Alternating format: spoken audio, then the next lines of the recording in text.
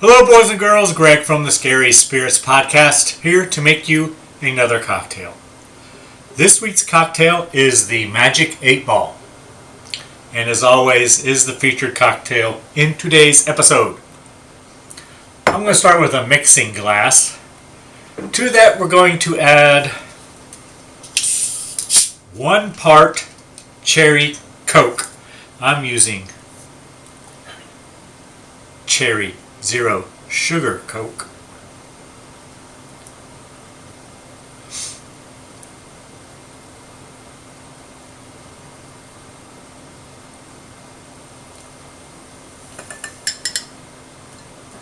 And I'm using 2 ounces as 1 part.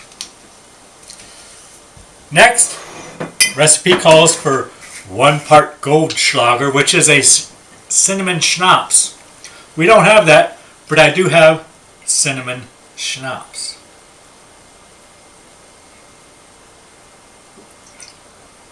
Two ounces of that. Finally, 1 part amaretto.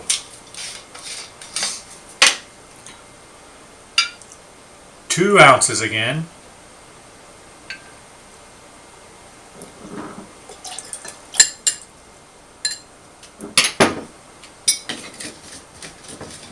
And then I'm just going to stir it up a little bit. And then we're going to pour it in our cocktail glass with ice.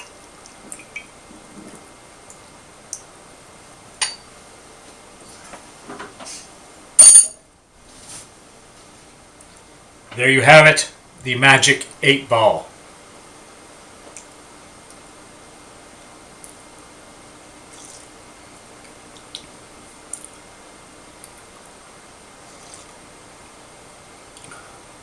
It's pretty good. Thanks for watching. Hope you enjoy the podcast. See ya.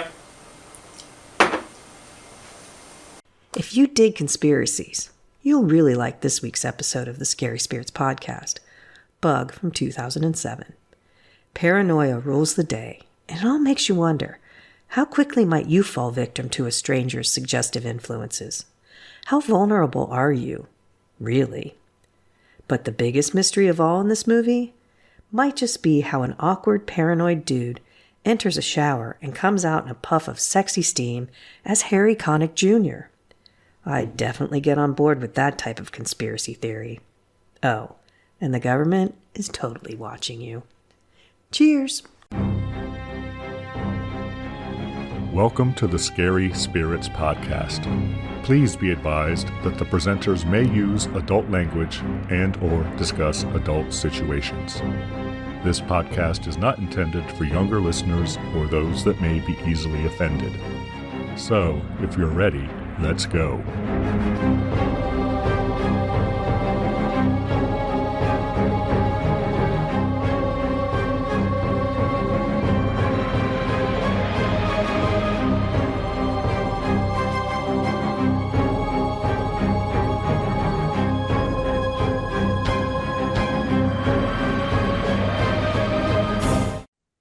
Hello, boys and girls. I'm Greg. Hi, everyone. I'm Karen. And welcome to the Scary Spirits Podcast, the podcast that combines the two very different but highly compatible worlds of scary films and alcoholic spirits. What could possibly go wrong? Indeed. How are you, Karen? Are you still upset with your immune system? No, I'm getting over it. All right, good. Literally. I'm doing good. How are you? You do sound Greg? better. I know, finally. I'm okay, Karen. I'm okay. Well, we're not a match. We are not. Karen, was this week's film your choice? It was. Go on. Tell us all what film you've chosen for us. I chose the 2006-ish movie Bug. Any reason you chose that film, Karen? I chose it because Ashley Judd is starring in it, and she was born on April 19th in 1968, and this came out in April 29th. So, sort of close. Sort of close. Yeah. It's fine. It's good enough. My next film will be sort of close as well. We'll allow it. We'll allow it. Do we have a cocktail to enjoy while we discuss this cinematic masterpiece? We do. And what would that be, Karen? It's called the Magic 8-Ball, which I was really hoping would play a little bit more of a role in the film, but it's in there. Do you want to tell everyone how to make it, Greg? Oh, well, Karen, we're going to need 1 part cherry Coke or cherry Coke Zero, which is what I use because I'm healthy like that, Karen. 1 part Goldschlager, which is a cinnamon schnapps. Mm-hmm. So that's what I used. I used Hot Damn, which is hot cinnamon schnapps. Ooh. And 1 part amaretto. It's good. And some kind of cherries and juices for garnish. You just pour it all together? That's kind of what I did, Karen. That's what I did too. Put it all in a mixing glass and stirred it up and put it in a cocktail glass with ice. Because actually, the ice is kind of important for it to be a magic 8-ball. Well, from the source I found it on, she put little notes in the ice, and so when they melt, they would open up, which was pretty cool. She got all crazy. She used round ice cubes and everything. Yeah, but I think it's delicious. I would sit around and drink this all day long. What would you do? What did you use for your parts, Karen? A whole lot of cherry Coke and a little bit of schnapps and a little bit of amaretto. Like how much is a little bit? I doubled the Coke and then okay, with ounces. So 1 ounce of the cinnamon schnapps, 2 ounces of the cherry Coke. And 1 ounce of amaretto. Yes. Yeah. And a lot of ice. I had 2 ice cubes. I used 2 ounces for all my parts, Karen. So I got 2 ounces of each. 6 ounces works out like almost perfectly in a cocktail glass with ice. All right, Karen, should we give our friends and listeners time to make their own magic 8-ball cocktail? Signs point to yes. Hold on.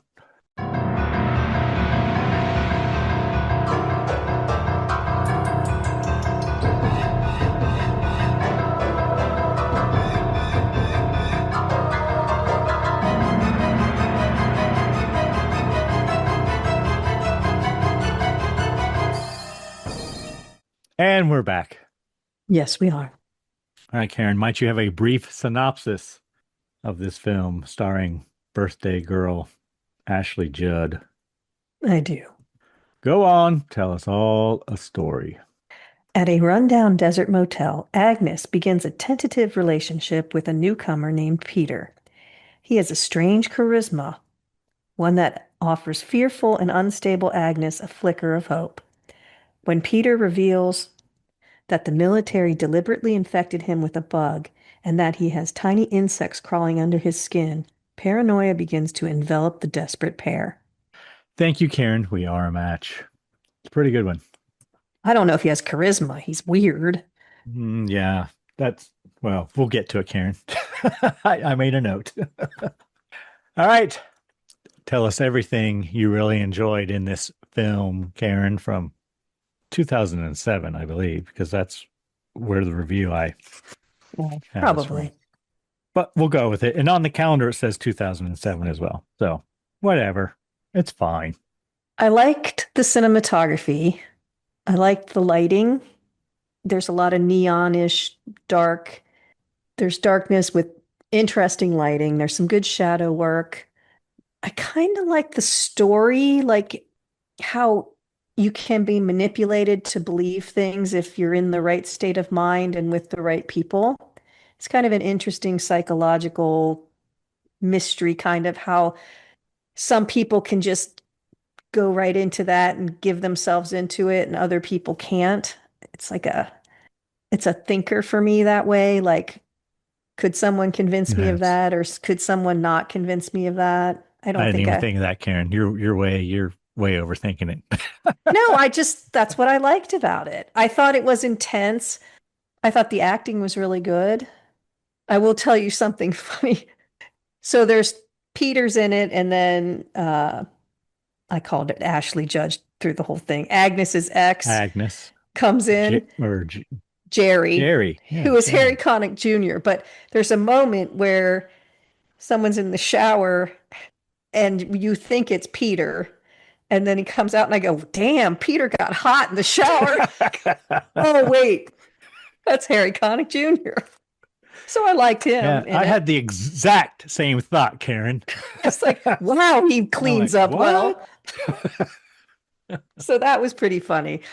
I think that they did a good job with like relationships and why letting us know why she would be susceptible and why he would be susceptible. And it is a very small cast and it's pretty much all takes place in what, 2 settings or something, but mostly in one. And you can watch the deterioration and the deterioration of sanity and the increase in paranoia by what's happening inside the room and all that. I bet there's a lot of symbolism and things. It's kind of artsy too. And I'll bet Dr. Craig would love this film. I liked it. Anyway, what do you got? Is there anything you liked about it? I wrote several things. It's got a good sound to it. I like how they really use the space, as they say, you know. They utilize surround sound, I'm sure, in the theater. And oh, yeah, I bet it was stereo, really good. Right? Yeah. In our viewing of it. Soundtrack is pretty good. I didn't really recognize any of the songs, but they sounded adjacent to songs I did know and like, if that makes sense. Very grungy kind of, right? I don't know. There's some like southern rock stuff in there too. But anyway, I wrote it has nice shots. There are some nice shots in it. I didn't even think about the lighting, but it's good too. It's dark, but yeah, the lighting's fine. With neon though, every once in a while, and the bug killer lights. And I wrote the acting. I think the acting is good, especially Harry Connick Jr. I think. I don't think I've ever seen him act. Have I? Would I have seen him in anything? He's in a couple movies, but I don't know any off the top of my head. He was pretty good. I was surprised because I wasn't expecting him to be good. He plays a good bad guy. He was a believable bad guy. A bad boy. Yes. Because you know how hot he got there in the shower. It was so funny. But that's all I have. That's all I wrote. Did you like at the end where they started to put all the pieces together? Like how you can convince yourself. See, I don't think you watched it the same way I did. I feel a little crazy. I feel a little crazy after watching this film. Like how you can convince yourself that these things all add up and there's such crazy things that they're putting together, like who showed up when, and they just kind of, I don't know. It was intriguing to me. Okay. Is there anything you did not enjoy, Karen? It's slow. It's a slow burn. And I mean, I kind of get why they did it. It's only a horror movie for the last like 15 minutes. You know, I think it is a horror movie, except that it's mostly a mental condition. So I don't know how to categorize that, but it's like One Flew Over the Cuckoo's Nest. Yeah, it's like, so is it horror? It's horrific at the end in the last 15 minutes, but is it, I don't know, it's the deterioration of the mind. And she went down quick, but she's vulnerable. So, you know, makes you wonder how vulnerable you are. The writer calls it many things. He said mainly it's a horror comedy. Really? Yeah. I think that's what he said. I didn't see that. That's all I really had. It probably could have been a little shorter, but. Well, he says it's a comedy. He said, this is a comedy. This is a melodrama. This is a love story. This is a horror film. This is an adventure film. Well, she has some funny lines. You can't fit it into one thing. There are funny things that they say to each other. Black comedy love story. That's what they say. I made notes sometimes where they have very funny dialogue together, I think. I didn't put anything else. They look like they're having fun doing it as well. Yeah. I'd never heard of it. I don't know if it was an independent thing or what it was, but I don't have a lot that I didn't like. What do you got? Well, it's not horror, as we've just talked about. The end is a little horror, The last, well, like even 15 minutes. even the reviewer I have here mentions it, I believe. First thing I wrote is I don't like Peter. I don't like the actor who played Peter. I think he was miscast. He was in the play, though, I think. I know, I read that, but I didn't like him. He is odd. I thought he was on the spectrum or something, or traumatized by his military service. But I wonder Sure, if, but I'm just talking about the actor. yeah, I think that's probably how it was. I don't know. Like it would have been better if Harry Connick Jr. would have been Peter, I think. I don't think you would have believed him as Peter, though. I don't know. Well, maybe you have a different lens as I do than I do, Karen. I don't know. It's a tough job, that role, I think, because he deteriorates. I don't know if his I mean, like, are his meds wearing off and he's Uh-huh. going harder Yes. and harder in? But he was believable in that role because he was so odd to It's me. true. That is true. I agree. I didn't like the set. It's too claustrophobic for me, and I know that's what they're going for, but it's too claustrophobic for me. I Okay. was like, damn, that's a So terrible motel. you Like, did a ugh. hell of a job because I knew that's what you were going for, right? I didn't like the absence of a score. It's very quiet when there's not music playing on a radio or something, or in a Well, bar there's or bug whatever. wings. It's yeah, I didn't. Again, it probably adds to the claustrophobia, Karen. I don't know. Well, for you, it made you It, uncomfortable. yes, absolutely. And it is slow. I agree with you. It is a little slow, a little long, a little slow. But it makes you uncomfortable, which I think is the whole point. I'm Every sure it part of is. it That makes you doesn't mean I like uncomfortable. it. Like him being so weird makes me uncomfortable that she would let him stay. And then, like the ex makes, except for when he got out of the shower, he makes me uncomfortable. The Are those motel, real tattoos on Harry Connick Jr. or are I those have like, no idea. uh, The motel, the rundown feeling of it makes me uncomfortable. The bug part everything makes you uncomfortable. Even for some people, the lesbian bar probably makes them uncomfortable. Or the fact that the character Agnes is probably bisexual might make people uncomfortable. Like everything, I think, is there to make you uncomfortable. It made me itchy, I'll tell you that. I'm starting to just talking about it. The bugs underneath the skin, and I've had nightmares about that before. I don't care about bugs too much. All right. Anything else? No, All right. What kind of cocktail rating you want to give this film, Karen? I have a feeling you probably want to give it a 4 because it's not horror, but I want to give it a 3. As a film, I'd give it a 3. As a horror film, I would give it a 4. But there's brutalness. Sure. There's crazy shit, you know, I think people should see it. brutal killing. Lots of Well, blood, lots of gore. and you don't think that's horror? Like, what's the difference between that and Michael Myers? He's got a mental condition and goes around killing people. You're going to say that's not horror? Like, it's sort of the same mental state that causes it, right? Well, I'm saying he has a mental illness that makes him want to kill people, right? Isn't that what the whole deal is? Oh, you mean Michael Myers from Halloween by John Carpenter? But I'm saying if we're going to say that that's horror, then this is horror. Yeah. I mean, So it's a 3. I rest my case. it's not your classic horror. It's not your Hammer horror, Karen. Well, nothing is, Greg. But we'll give it a 3. It's worth seeing regardless. I think. I think it was just so out there and so If uncomfortable. you, yeah, if you want to be uncomfortable. and learn some lessons. Become a little crazy. Just be careful who you hang out with and who you invite into your home. That's all I'm going to say. All right, Karen, would you like to hear a review from the time?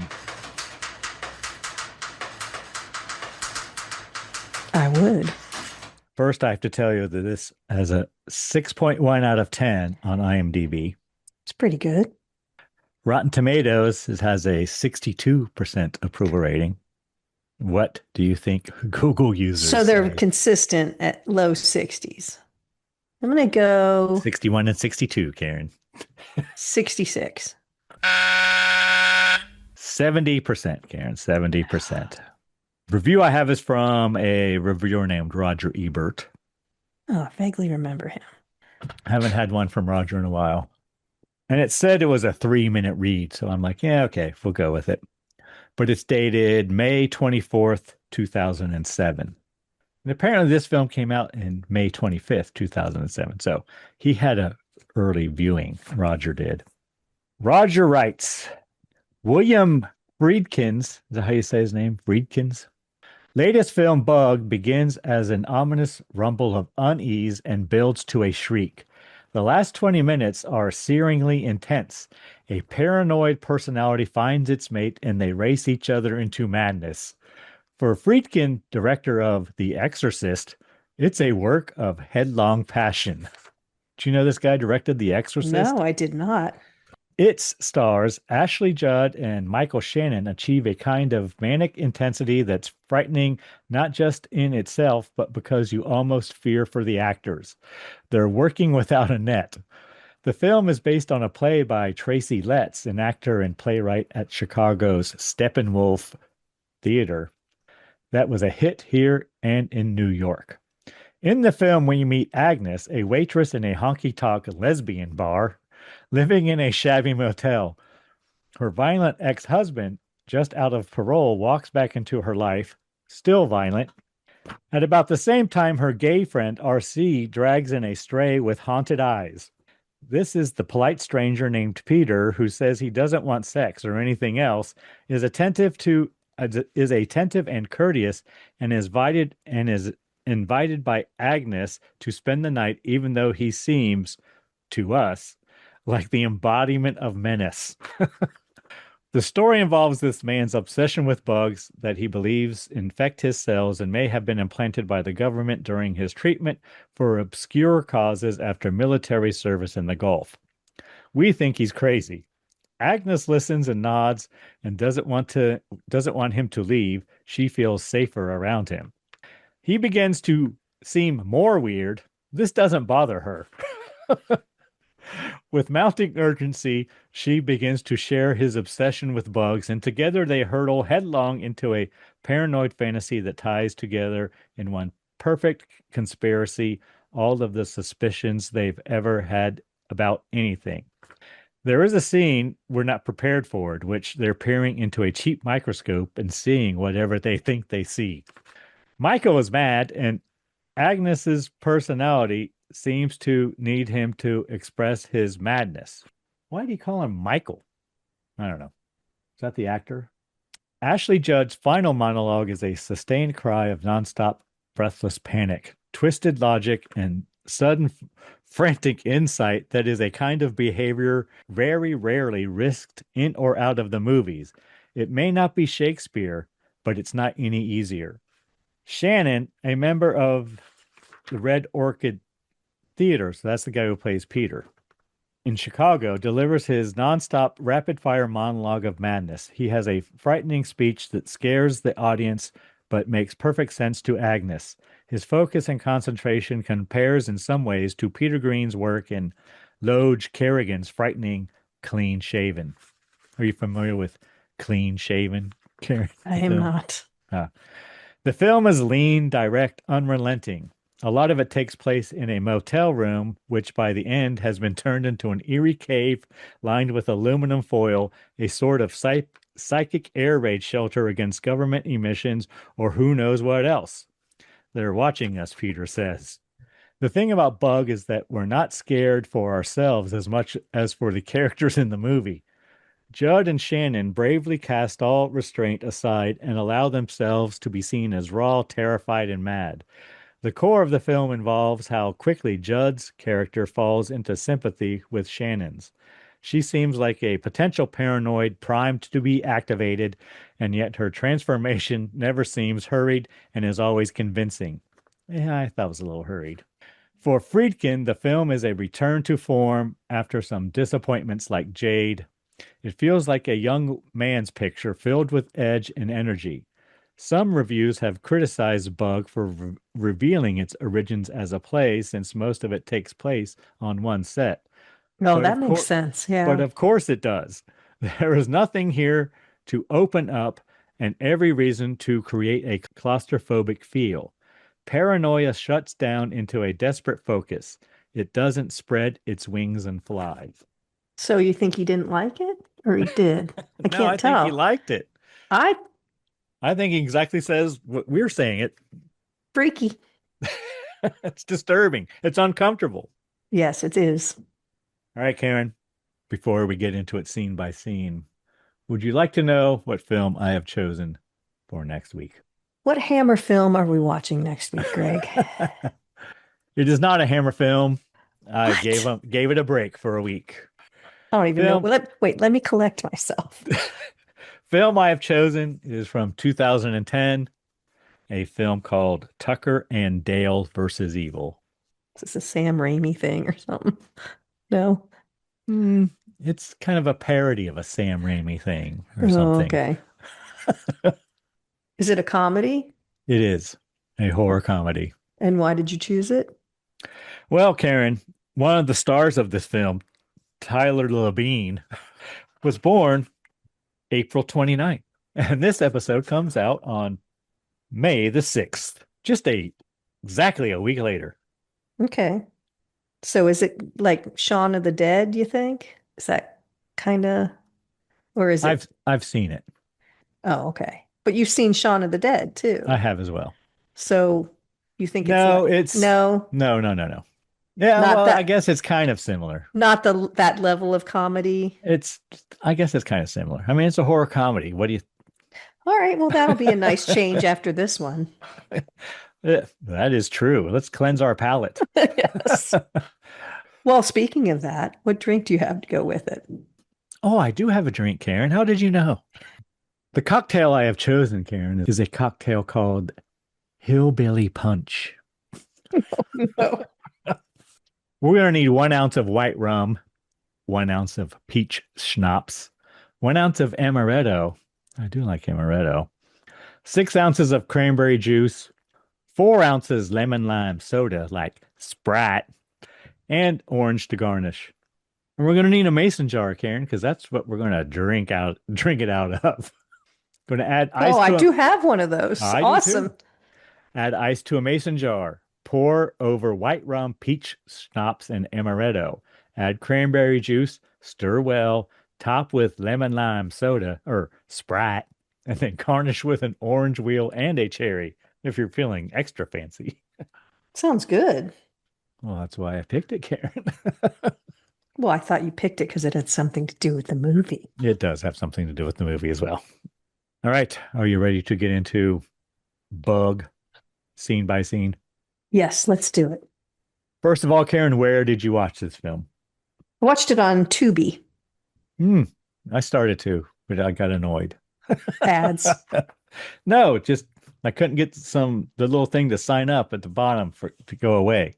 I couldn't make it full screen or anything. I couldn't. Oh, figure that out. I did. Yeah, I watched it smaller, but yeah.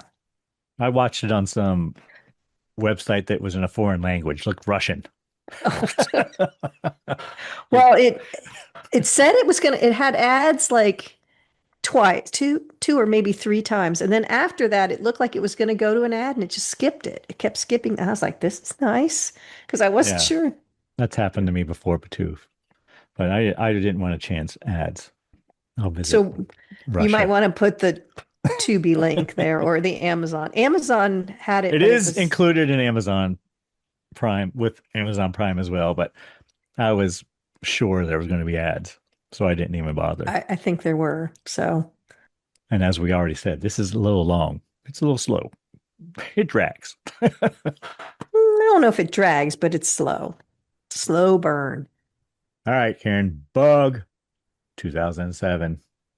On Amazon Prime, it's rated 18 plus for flashing lights, nudity, violence, substance use, alcohol use, smoking, foul language, sexual content. Yeah, it's got all those. It does. Mostly in the last 15 minutes, but Oh, it's it. Well, no, I'm just kidding. No, the it's nudity's throughout. kind of in the beginning. There's nudity at the end, but there's drug use throughout, which Yes. also contributes to the whole atmosphere. And it's very desperate and very, I don't know. It's just uncomfortable. Movie starts. We hear a phone ringing. The woman who we learn as Agnes picks up, but there's no one on the other line. Then we're in a helicopter. It looks like flying into a rustic motel, to the rustic motel. It's not a rustic motel. It's the rustic motel, Karen. That's what it's called. Yeah, I couldn't tell if it was. First, I thought it was a helicopter, and then I'm like, oh, is it supposed to be a bug flying? But I don't know. I was getting a little. See, I was already overthinking from the There very you start. were. Yep. Then phone rings. Agnes answers the phone again. Again, it's no one. No one says anything. She hangs up and looks like she smokes a cigar. She opens a bottle of wine and phone rings again. She thinks it's someone named Jerry calling her. She threatens to call the cops and tells whoever is calling her that she has a gun. And right here I wrote, I would just unplug that damn phone. That's what I said too. And it's the old-fashioned phone where it Even later, they rings. just leave it off the hook and we hear the gah, gah, gah, gah, gah, Yeah, unplug it. Whatever. I agree. It rings again. And she's old enough to know that. Yes, it rings again. And right here I wrote, oh, apparently her number is 944-42888. So they used to put that all phones, even in hotel, all phones had the number right on the phone.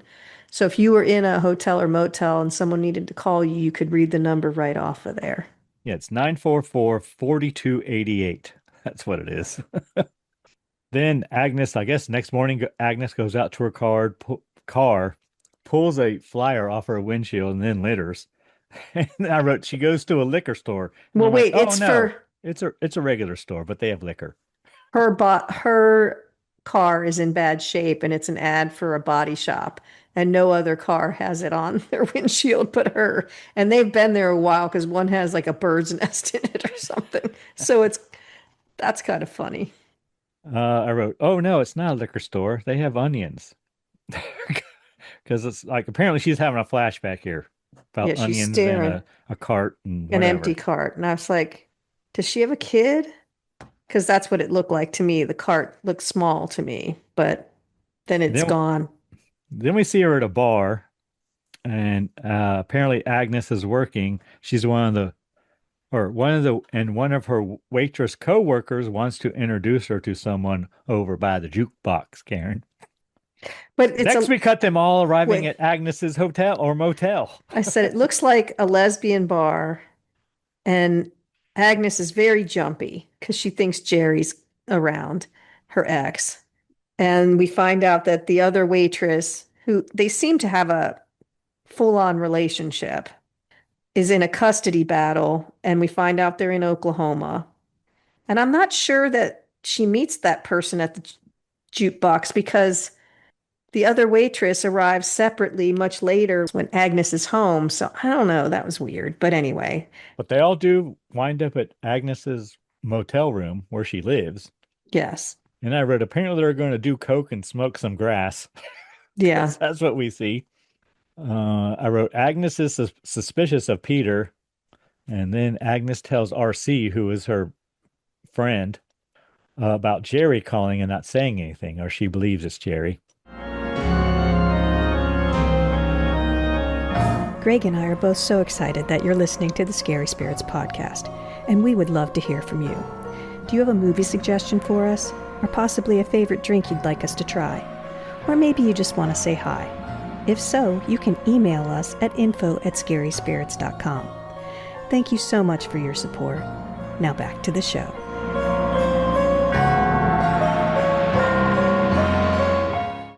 Peter comes out of the bathroom and says he's not an axe murderer because he heard her say that maybe he's an axe murderer. Yeah, why are you just bringing random people in here? That's why I don't think that they met at the jukebox. I think it's just, she just says, we don't really know where she met him. Not at the lesbian bar, but anyway. Yeah, it seemed weird. So then, which adds to the whole thing, I guess. I guess, yeah. Because all the pieces do fit the way she says they fit. They do. And now that we're saying that, it probably does fit because this guy comes out of nowhere. RC brings him to Agnes. RC has to leave, go to a party. And I wrote, Ashley and RC seem close. They're friends. They're good friends. Agnes offers Peter a drink back in the motel room. They end up walking out to a tree swing because I guess he says he has to leave, and he just starts walking. He tells her he doesn't have anywhere to go, but he doesn't care. They talk. Peter says he would like to see her again. Well, wait, before we go out there, I just want to mention that when they're in the hotel room, he does tell Agnes she's very beautiful, and she is holding the magic 8-ball in there. Because when he goes out, she wonders if she should follow or something. Isn't that where she says? Yes. And it says, I can't tell you now or something. So I just need to say that because that's the drink that I chose. It does show the up magic 8-ball several times. But that's the first time in the background a lot. But she kind of looks at it when Peter's leaving, like, should I follow him? And it says, I can't tell you now. So they walk out to this tree swing. Peter says he's just looking for a friend, would like to see her again. And then she says, You're not from Oklahoma, are you? And he says, I'm from Beaver. Oh, that's the joke. Yeah. And she says, we're all from Beaver, aren't we? But wait, so they go out to the swing and he tells her, I make people nervous because I pick up on things that make people uncomfortable. And she says, well, what do you pick up about me? And he says, you're lonely. And she says, that hardly makes you Jean Dixon. So Jean Dixon. She does say it's a gift, though, yes, that he can do that. But yeah. So Jean she Dixon was a psychic. Best known American psychics and astrologers of the 20th century, owing to her prediction of the assassination of President John F. Kennedy, her syndicated newspaper astrology column, and some well-publicized predictions and a best-selling biography. She actually predicted the assassination of John F. Kennedy and the assassination of Robert Kennedy. But there is something now called the Jean Dixon effect, where a mathematician at Temple University, John Paulos, explored the tendency of Dixon and her fans to promote her few correct predictions while ignoring the larger number of incorrect predictions, naming this habit the Jean Dixon effect. That's what they all do, Karen. Yeah, but she has her own mathematical... Yes, I'm aware of her work. Oh, are you? I'd never heard of her before. So there you go. I'm more familiar with her like horoscope stuff, astrology stuff. But all right, Peter says his dad was a preacher. Then all of a sudden they're back in Agnes's room and Peter's looking at a painting and he sees stuff in it, Karen. Then Peter thinks he's hearing something. And I wrote, is that a cricket? Because we're hearing it as well. Agnes tells him it's bad luck to kill a cricket, which I didn't know. Well, hold on. According to many cultures and superstitions, killing a cricket is considered bad luck, as they traditionally are seen as symbols of good fortune, protection, and prosperity. There are a lot of, I guess, cricket-like creatures in Egyptian lore and whatnot. Native American and Asian traditions in particular view crickets as bringers of luck, suggesting that killing one, even by accident, brings misfortune to the household. So I've seen like paperweights and things like that of crickets, and now I see why. Having a cricket on the hearth was historically seen as a sign of safety and prosperity. And if instead of killing them, many believe in gently catching and releasing them outside to keep the good luck intact. I think the cricket union is spreading that story, Karen. Well, that's what she said. She says, if you find it, don't kill it. It's bad luck. And he says, why is that? And she says, Probably some smart ass cricket made it up. Which was there That's are true. very She does funny say that. lines in the movie, so I They kind of look get the comedy thing. they look through the room for the cricket. Apparently, the sound is coming from the smoke alarm. It's not a cricket at all. The battery has died. Yeah, it doesn't chirp like mine does, where I want to kill it Oh, at oh 2 my a.m. God. Agnes gives him a magic 8 ball to kill the smoke alarm, and then he knocks it off the ceiling with it. Especially when you can't figure out which of the smoke detectors is doing it. He tells her she should get rid of it because there's a radioactive element or something in it. Is that what he's babbling on about here? Yeah, so there are.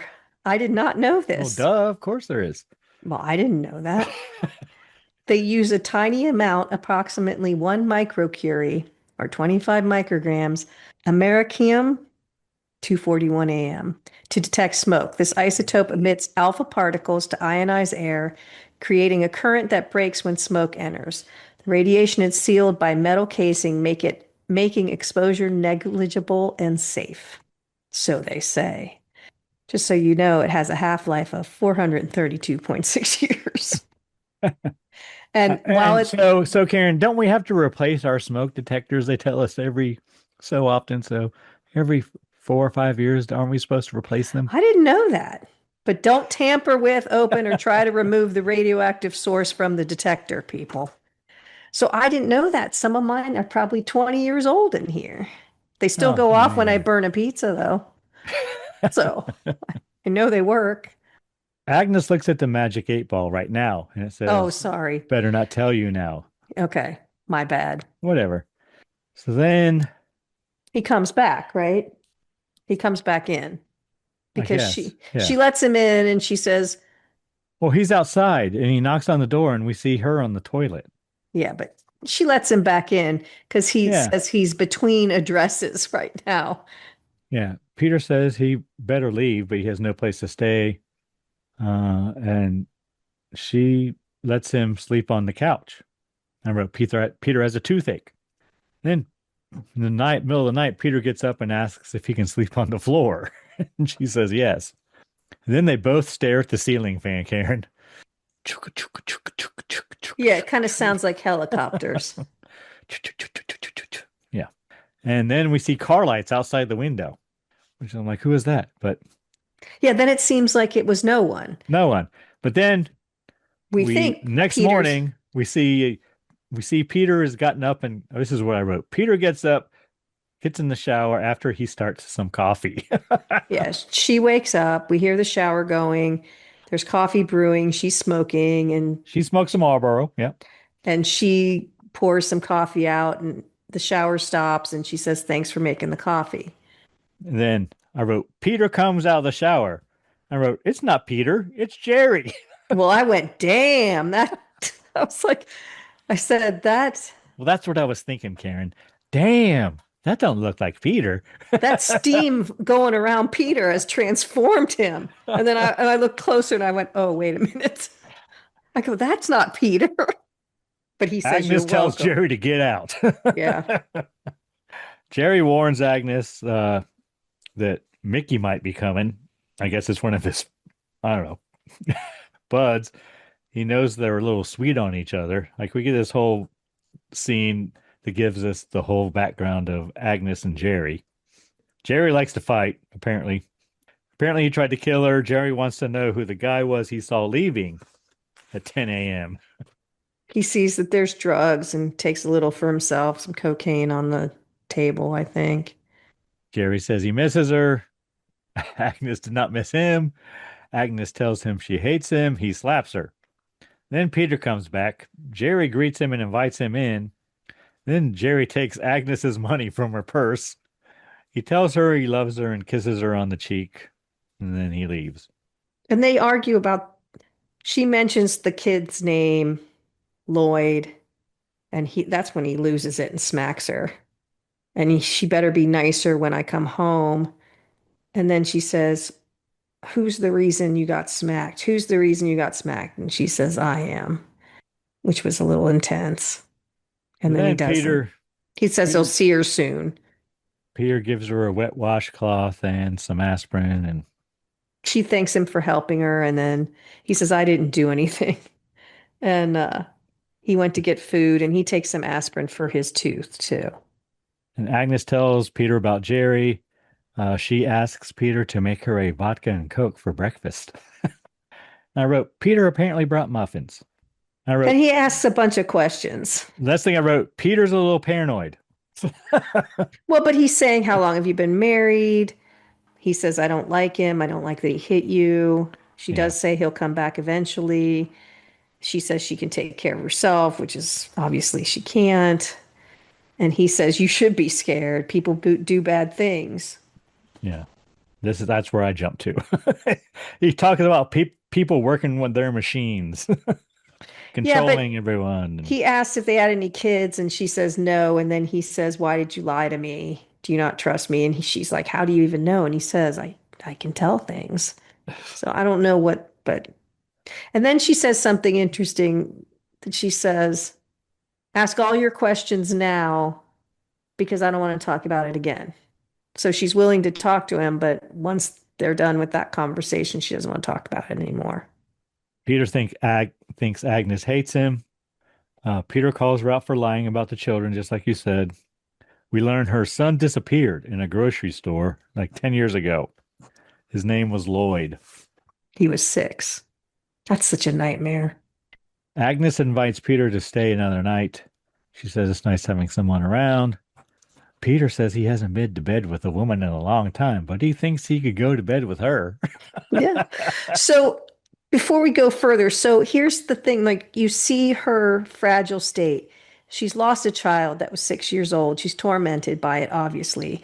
She has an ex who beats the crap out of her and tried to kill her. So you're seeing how fragile she probably is emotionally. But he thinks she's beautiful and wants to go to bed with her. Next thing I wrote, they have relations. And I wrote, it must be very hot because they're very sweaty. Well, the air conditioner doesn't work very well. We see that a couple of times. And we have bare breasts, several shots of bare breasts. And then we have quick shots of insects, including a praying mantis. Yes. At the very end, I was like, don't the female praying mantis cut off the heads of their mates after? I think they do. Then I wrote, Peter gets bitten by a bug in the middle of the night. Agnes can't see the bug in the bed. Peter says it's really small. He thinks it might be an aphid, Karen. Yeah, I didn't think they bit, but. No, aphids are harmless. Peter seems to know a lot about bugs, I wrote. Oh, I said that he knows a lot about bugs. It says it right here. Yeah, and then he searches the bed for more bugs. And then he gives this soliloquy, and he compares the bugs to Barbara Stanwyck from the Big Valley. Because he used the word matriarchy. Yes. And I wrote, Peter was homeschooled. And then Agnes tells Peter he has a good body. Agnes keeps saying, did you get him? The bug. And Peter's saying, why do you assume it's male? It could be a female with a whole brood. Like she could have laid eggs everywhere. That's his paranoia. Next thing I wrote is Peter gets all metaphysical. I didn't know he was like babbling on about something. Then the phone rings. Peter answers the phone. Peter says it was just static on the other end. Oh, that's where he says you have a center that isn't spoiled, a place inside you, and you got to keep that space sacred in some sense, and relationships and sex cloud that space for him. He does tell her she doesn't speak in codes, which is another thing that makes you think that he's a little off, but he says, oh, I sound like an asshole. So he's still a little aware at that point. Then Peter finds another aphid. Peter tells Agnes he has people after him, and he's not comfortable telling her about it.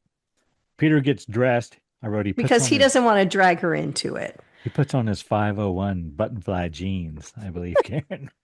And I guess he's going commando, too. Then Agnes tries to get Peter to stay, but he leaves. She goes into the bathroom and cries. Peter runs away, but then runs back. Peter tells Agnes he got in some trouble with the army. The army experimented on him. And then he talks about the tests they ran on him in the hospital. He went AWOL. He thinks the army is after him. He apologizes to her. He just needed to tell somebody. And he doesn't really want to go. Doesn't really want to go. Then I wrote, sounds like there's a helicopter again. Agnes comes out and tells him not to leave her. Motel starts shaking. The lights go out. Helicopter, and then a cut to the ceiling fan. They hold each other. And then it's just the next day and a tumbleweed's going along. So I can't tell. Next day, we have fly strips and insecticide and hanging up in the room and a bug light and a bug zapper.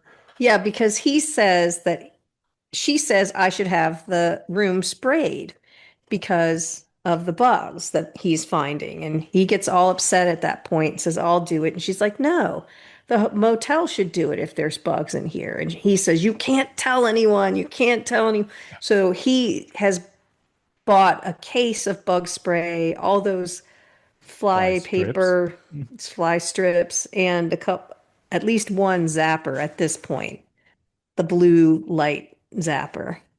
Then we see Peter looking at his blood in a microscope.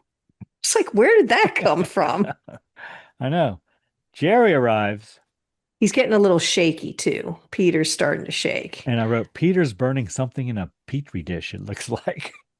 Alcohol, I think he put in there to burn the bugs, which I didn't realize was foreshadowing until much later. Jerry uses a credit card to let himself in. Jerry wants to know where the TV is. He talks about how he bought it when he drove a sausage truck. He's like, how can you not have a TV? You don't know what's going on in the world. Apparently, Peter got out Lloyd's clothes and toys, has him out in the room. That's where he got the microscope. Peter looking at a bug in his blood through the microscope. Jerry and Peter have words. Peter tells Jerry the place is infested with bugs. Agnes and RC arrive. Agnes tells Jerry he can't stay there. And then Jerry and RC talk about a pork party, Karen. This is the kind of shit that just goes off and nobody cares. Agnes tells Jerry to get out. But I think it's also a flashback to when they were younger and they were kind of normal. They were doing stupid shit. You know what I mean? Like they were happy and partying together. And Jerry leaves. RC goes to call the police and Peter takes the phone away from her. Yeah, he freaks out. Peter tells Agnes that the bug in the blood is feeding on his blood. It's a parasite. And then Peter starts telling him about how they put bugs in cocaine. So if the cocaine doesn't kill the user, the bugs do or something. And Agnes is like, oh my God, thank you for telling me. Then Agnes sees an aphid in her arm. She's got to dig it out. Agnes tells Peter that she talked to Carl, the hotel manager, about the infestation. Yeah, he doesn't like that. RC tells Peter they've gone to a dermatologist that day, and he did not find any bugs on Agnes. They described cream for a rash. Peter begins to think that Agnes is in on the whole conspiracy. Peter shows RC all the bites on his body. Which are only on the front of him, not on the back. RC tries to tell them there are no bugs. RC regrets introducing Agnes to Peter. RC threatens to turn Peter into Dr. Sweet. Turn him in, not turn him into, well, the way you said, but yes, to call Dr. Sweet and tell him where he is. Apparently, Dr. Sweet has been at the bar asking about Peter, which I thought was weird, but whatever. Like he just fits right into the lesbian bar. Right. No one would notice. RC tries to get Agnes to pack a bag and stay with her. Yeah, she's trying really hard. Go now, get a bag, let's go. Like trying to get her out of there. Peter starts freaking out. He feels like he's got bugs crawling all over him. He begins going into convulsions. They like kind a of seizure almost. Jump on top of him and wrap him up in a blanket. Then Agnes slaps RC. She thinks RC is trying to take Peter from her. Agnes tells her to get out and never come back. Agnes tells Peter that night that she wants to leave. And they also both of them together. She doesn't want to leave Apparently they have not had relations since that first night. And all they ever talk about is bugs. And Peter begins to think there's an egg sac under his skin. So then he takes a pair of pliers and pulls out his tooth. He believes the egg sac is in his tooth. He thinks they put it under his filling. There's so much blood. Peter goes into the bathroom and begins yanking on his teeth. Pulling them all out, it looks like. Peter breaks open the tooth, I think, with the pliers and looks at it under the microscope. Trying to, yeah. And apparently he's shocked. And then Agnes looks in it as well. And apparently she is shocked as well. They Yes. both see something. Then we hear someone knocking at the door asking for Peter. He tells them he doesn't mean any harm. He just wants to talk to Peter. Inside the room, I wrote, the walls are suddenly covered with aluminum foil and the room is full of nothing but bug lights.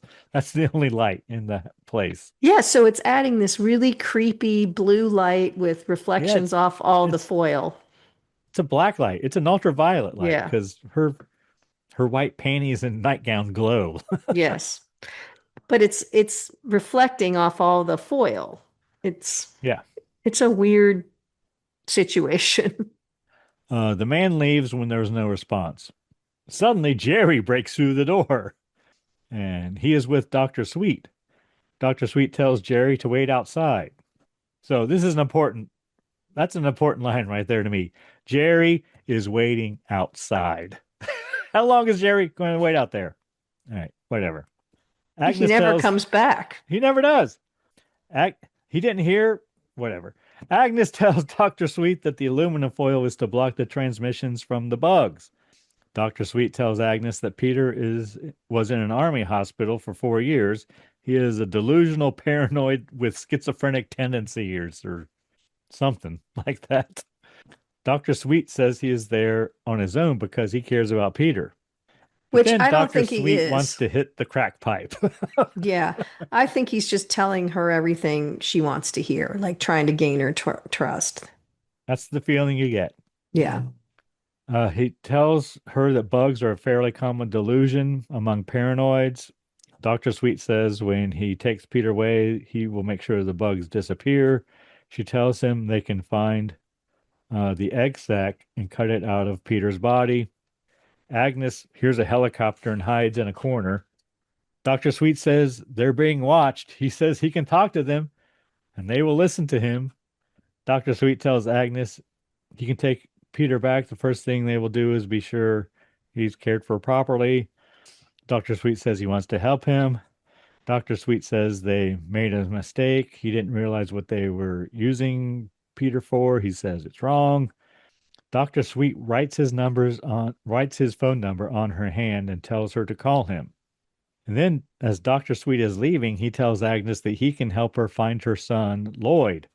She's all amazed. How would you know about Lloyd? And he came in with Jerry. So, but of course she's in this spiral right now and all she wants is, and he implies that he knows where Lloyd is and that he's alive, and she's just freaking out, as you would, of course. Just then, Peter comes out of the bathroom. He pulls a knife on Dr. Sweet. Dr. Sweet pulls out a hypodermic needle while Peter has his back turned, talking to Agnes. But then Peter stabs Dr. Sweet. Before repeatedly. he can... Yeah, it's brutal. Before he can stab him with the hypodermic needle. Peter tries to convince Agnes that Dr. Sweet's blood is synthetic and he's not a real person. Peter claims that Dr. Sweet is a machine. Yeah. Peter goes on and on about the government and the CIA and a new world order and computer chips being implanted in every human being when they're born. Since 1982, so we're good. All right. He talks about Jim Jones and how they assassinated him. Tim McVeigh and Ted Krasinski and the bugs replaced the chips, and now the bugs can spread between people and they work the same as a computer chip, so it's easy for them to spread the chips. Then Peter becomes suspicious of Agnes. Peter tries to convince Agnes that she knows what happened to her son. Here she starts retelling what happened. She went to grab an onion, turned around, he was gone. Agnes believes that his father took him. So she's starting to justify everything. he wouldn't go with someone he didn't know. She Had to told be him never someone he do knew. that. And so Yeah. she's starting to like come up with a theory now. She believes that Jerry took Lloyd to the government. Then she begins to connect RC to it all and says she brought the bugs in. She thinks they let Jerry out early and sent him there. That's how RC and her partner got custody of the kid. Yeah, They because convinced so they're working for RC the to work in government. Yeah. this. Agnes begins to think that they are, in fact, like she's the queen and he's the drone. And when they mate, the bugs are made. And When they mate, yes. So she's coming up with she's the queen. So when they made love, the bugs multiplied. But she's like, she's the super mother bug, and we birthed them, she's the Barbara Stanwyck. and they'll never leave us because we birthed them. But everyone's trying to kill them so that the bugs will go out into the world. They agree they have to kill the bugs. Suddenly there's a knock at the door. Pizza guy. That was so weird. It Was is that? weird. I don't know what that was. They said they did not order pizza. Well, Agnes says, I didn't order a pizza. The guy says, well, they just tell him to leave it. He says, well, you need to pay me. So Agnes, how much it is, it's $14 and something. And she puts a 20 through the mail slot. Pizza man, I guess, takes it. They open the door and they grab the pizza and they toss it into the room. And they're looking at it to see if it's infected, and they decide it is. They toss it in like it's like you would, you didn't want to touch it. You didn't know what it was. Yeah. They open the box and they begin tearing the pizza apart. Like looking at it like, I think Jerry puts it under the microscope. no, not Or Jerry. Peter. Peter. Peter puts it under the microscope. Yeah, which was funny. But just then Jerry knocks on the door. Hear a helicopter again. But they hear Jerry, so they're bringing the mattresses over, and he can't get in the door. The room shakes. They put the bed and mattress in front of the door. Jerry gets his hand inside the door, and Agnes hits him with a staple gun. Yeah. Just the That's how they small got manual kind. That's how they got all the aluminum foil on the walls. Yeah. They begin throwing fuel around the room. Then they strip naked, Karen. They pour gas on each other. They express their love for each other and then light a match. The place goes up in flames. Luckily, we didn't have to see them burn, but it's like an inferno in there. Then we have credits. And did you watch all the way till the end, Karen? I did not. Did something happen at the end? There is a credit scene. Oh, what's it say? It's the room as it was. It's the same scene with all the toys and Lloyd's clothes sitting inside the room. What does that mean? And the phone rings. So it didn't get burned down? Don't know, Karen. I guess it's left up to the viewer. That's weird.